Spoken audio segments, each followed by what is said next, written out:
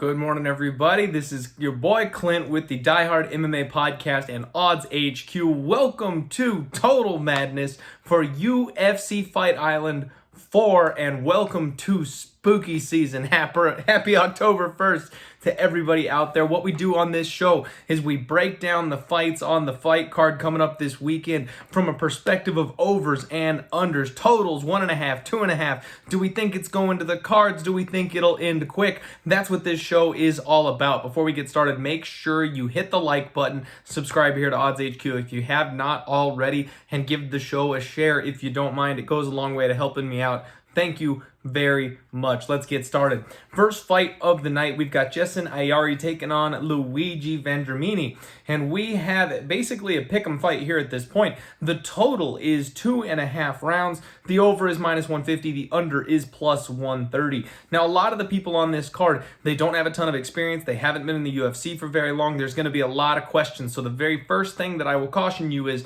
tread lightly. This is not the card to go all in on. This is not the card to bet every single fight on the slate, because you're just asking for trouble if you do that. This is one where, honestly, we've got -150 to the over 2.5 and +130 to the under.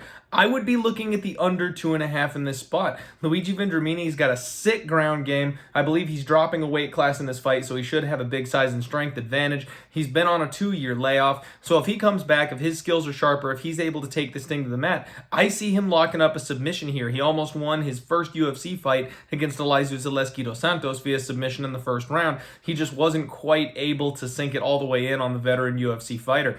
Now, Ayari, on the flip side of this thing, he's a low-volume striker, but what he does have is he has some pop in his punches. He also fights with his hands low. He offers the opportunity for you to counter and strike and hit this guy. So because of that, there's always the opportunity for a knockout, really on either side. I don't know that Luigi has the knockout power to take Jessen out of there, just because Jessen has shown that he's got an incredible chin so far in his UFC career. But yeah, man, this one's tough. Basically, both guys, I think, have the opportunity to finish. It could happen. I don't suggest playing it, but I would take that plus money on the under if I had to go under or over and make a play on the fight. We've got Casey Kinney taking on Haile Alateng. We've got the over 2.5 at -200, the under 2.5 at +170. This is one where both guys are grapplers. Both guys are sick on the ground game. Casey Kinney, he's got some good volume on the feet. He's going to be looking to stick and move, dance around. Really, if anybody finishes this fight, I see it being Casey Kinney. So rather than looking at playing an under 2.5 at +170, you might as well look to get a little bit better value on taking Casey Kinney inside the distance or something along those lines, because I just don't see Haile Alateng being able to contribute to that under whatsoever. This guy is a point fighter. This guy is a guy that looks to take you down. He's got a strong body lock. He will look to control you, look to wrestle you. But if he can't do that, then Casey Kinney, I think Casey Kinney's going to have a field day in this fight. Whether he gets the finish or not, I think Casey Kinney wins it. So this is another one that I would caution you maybe not to jump on, and you might as well play a Casey Kinney prop rather than looking at the total.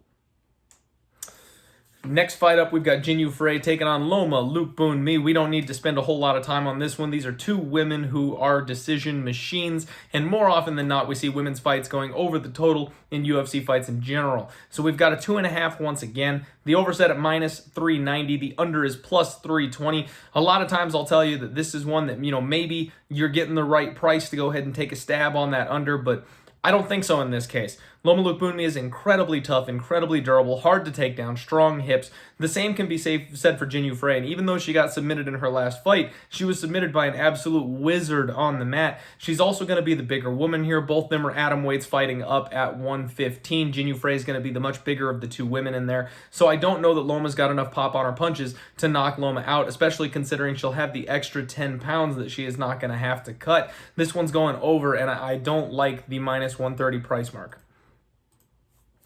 We have got Jordan Williams taking on Nusudin Imayov. I'm sorry, that's a tough name to say.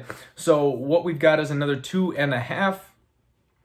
Jordan Williams is a slight favorite here in this fight. The over 2.5 is +115. The under 2.5 is -135. And I kind of lean with the line here. I think both these guys are absolutely capable of finishing. I think people might be sleeping a little bit on Imayov. But honestly, I don't have a great read on this one. This is one that I would once again just kind of suggest a pass. I don't think getting involved is anything that I'm too super excited about. Make sure you tune in for my post-weigh-in video tomorrow. After the weigh-ins, I like to do a recap, let you know if I've seen anything, let you know if there's anybody with a bad weight cut. We make a lot of successful plays on the post-weigh-in show, locking in after we see these fighters. And this is one of the ones that I think we might want to wait for because these guys have the opportunity to finish.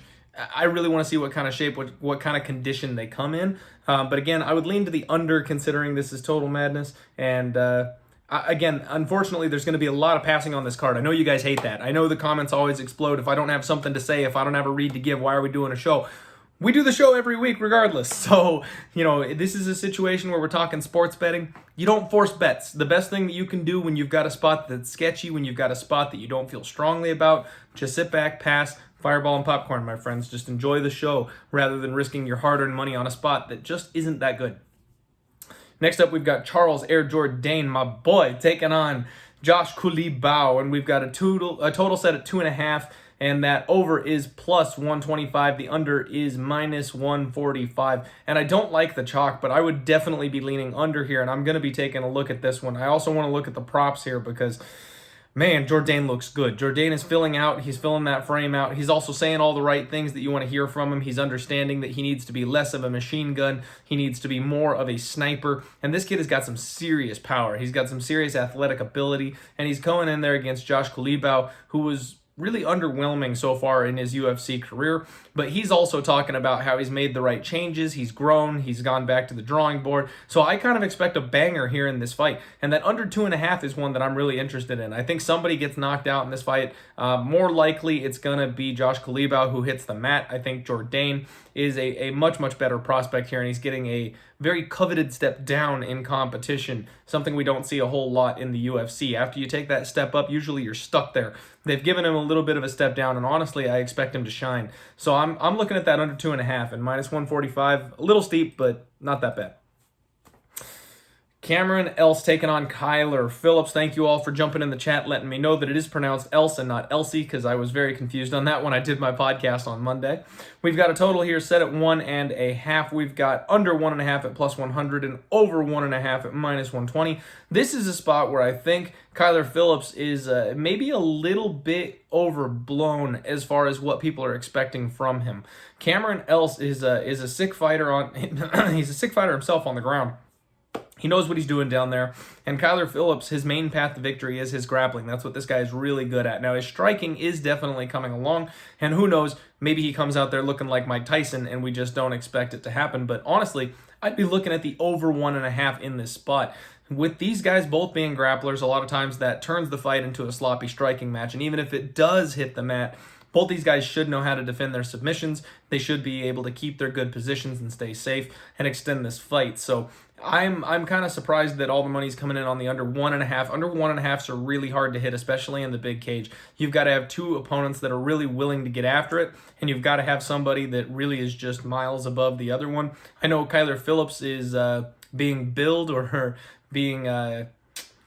we're being told that he is miles above, but I'm not sure he's that far advanced. I don't like this line. The minus 470 seems a little bit wide for me, and I think that Cameron Else can do enough to survive, and we saw Kyler Phillips go into round 3 in his last fight. I think the over 1.5 would be the way I'd look here.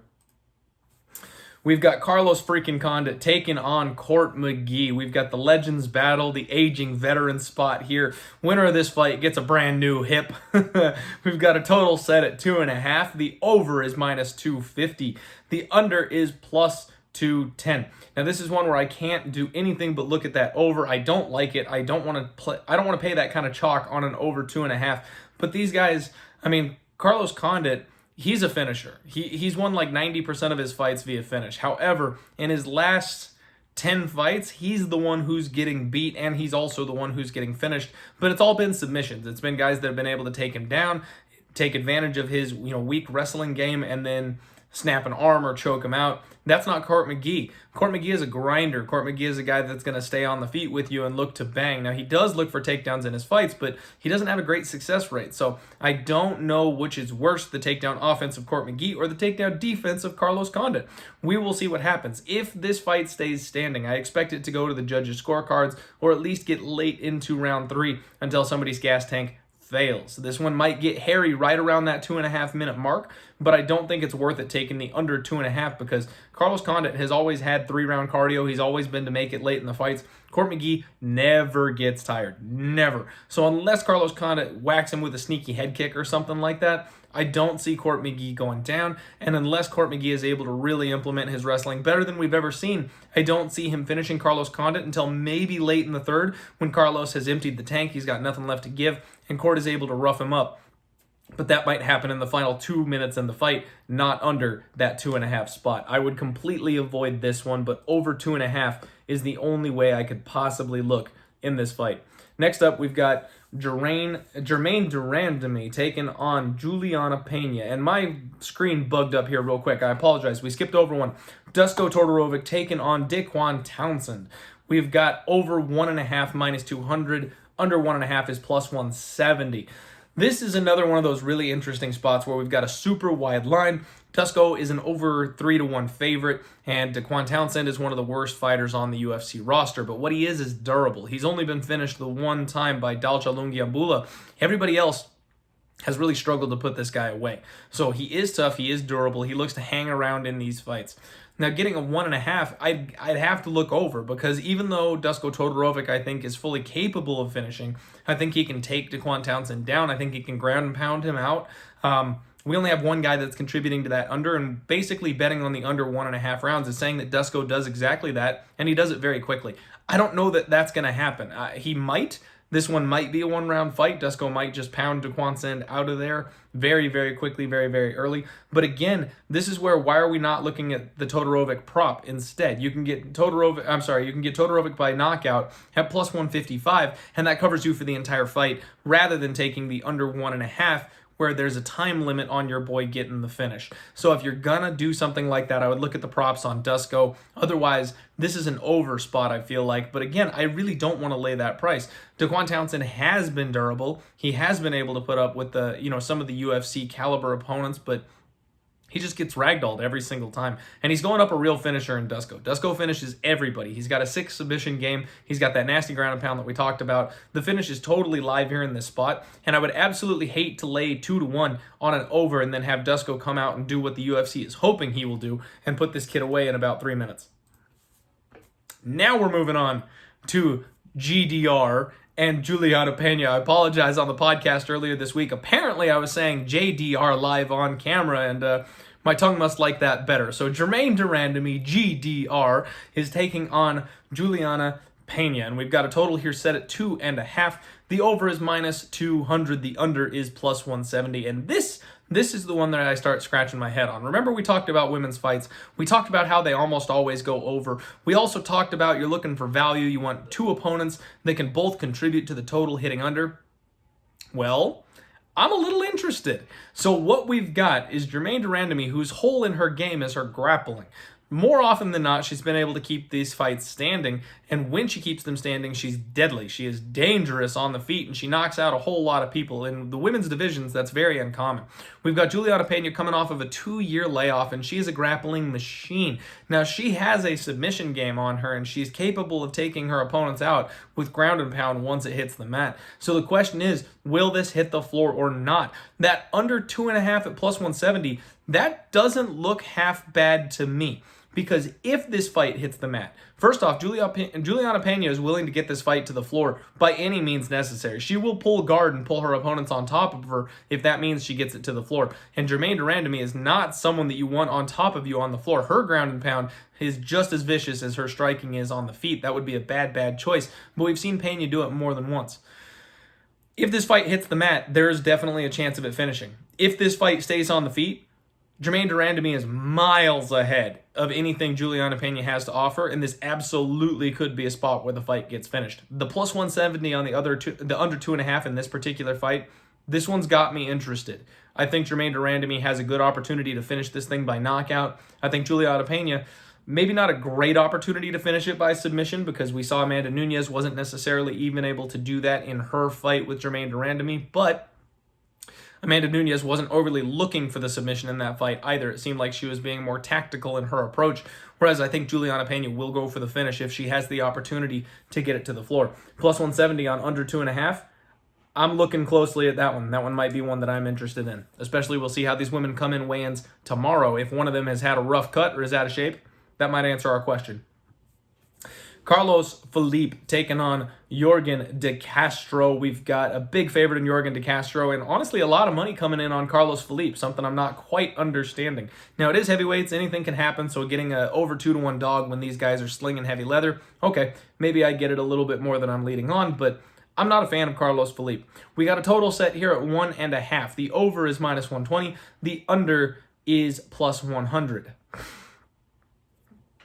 You got me. I have no idea what to do on this one. What I see happening, Carlos Philippe is a constantly in-your-face, constant pressure type of fighter. He uses his boxing. He's got fast hands. But what he does is have zero defense whatsoever. He's very, very hittable. He relies on his chin.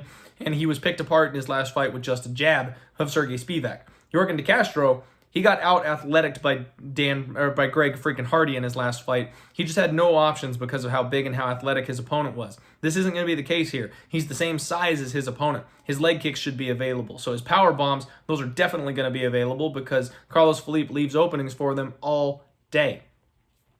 I think Jorgen de Castro is going to knock out Carlos Philippe. However, Philippe's got a legendary chin on him. He eats everything and just keeps on coming forward. But he's never been hit by anybody with the power that Jorgen de Castro has. So because of that, I am not sure what we want to do here because the 1.5 seems a little suspicious. I mean, Carlos Philippe, yeah, he's got the opportunity of, clipping the big guy, Jorgen de Castro, and putting him down with something. He's got fast hands. He hits hard. That's totally possible. Both guys will contribute to my under here. However, I just don't know if it's going to be that fast. This could turn into a big old sloppy heavyweight fight, and this could be one that squeaks over that 1.5 round mark. This could be a late second round or early third round finish when the damage finally adds up or one of these guys finally slows down. Unfortunately, I would have to look at the under, but again, this is one that I would really suggest passing on because it's extremely low level. It's extremely volatile. Either one of these guys could win by knockout. Either of these guys could win by knockout at any point in the fight. So I would definitely look to pass on this one. Main event time, we've got Holm taking on Irene Aldana. We've got the total on this one set at 4.5. This is the main event, and those are always 5-round fights, and if there's a title fight, those are also 5-round fights. So in case you're a new fan and you weren't aware, the reason this one's set at 4.5 is because it's a 5-rounder. We've got the over 4.5 at minus 245. The under 4.5 is plus 205, and once again, we're talking women's fights. The only way I can really look on this one is over.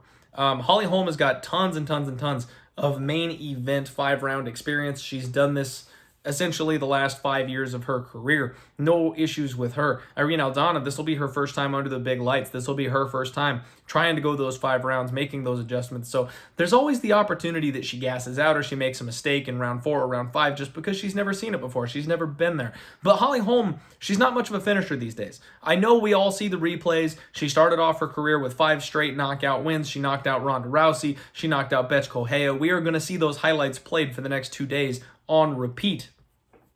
But that's not really Holm anymore. She really is more of a point fighter. She likes to keep her distance. She likes to strike at range. And then she looks to grapple her opponents. She likes to clinch them up against the fence. If she can get the takedown, she does so. But she more looks to stay safe and stay heavy and just grind out the clock when she gets on top. She's kind of turned into the female GSP.